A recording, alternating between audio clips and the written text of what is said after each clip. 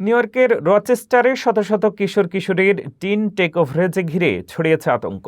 প্রকাশ্যে মারামারি, হামলা ও বিশৃঙ্খলায় পরিবারগুলো পার্ক ছেড়ে পালাতে বাধ্য হয়।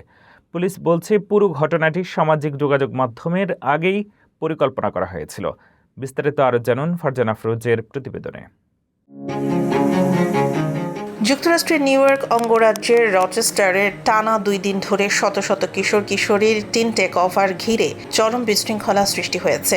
অন্টারিও বিচ পার্কে জড়ো হওয়া 400-র বেশি তরুণ তরুণী প্রকাশ্যে মারামারি ও হামলায় জড়িয়ে পড়লে আতঙ্কে পরিবার ও শিশুদের দ্রুত এলাকা ছাড়তে দেখা যায়। ভিডিও ফুটেজে দেখা যায় পার্কিং লটে হঠাৎ করেই একাধিক সংঘর্ষ শুরু হয়। কেউ কাউকে মাটিতে ফেলে মারধর করছে, আবার কাউকে গাড়ির সঙ্গে ধাক্কা দিয়ে হামলা করা হচ্ছে। চারপাশে জড়ো হওয়া ভিড় মোবাইলে সেই দৃশ্য ধারণ করে সামাজিক যোগাযোগ মাধ্যমে ছড়িয়ে দেয়।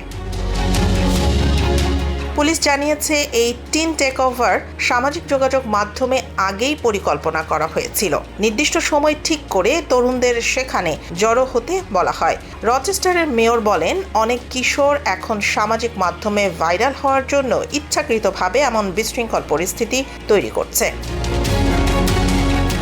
এর আগে একই দিনে শহরের বার্ষিক লাইলাক ফেস্টিভ্যাল থেকেও কয়েকজন কিশোরকে বের করে দেয়া হয়েছিল। তবে অন্টারিও বিচ পার্কে সংঘর্ষের ঘটনায় কাউকে গ্রেফতার করা হয়নি।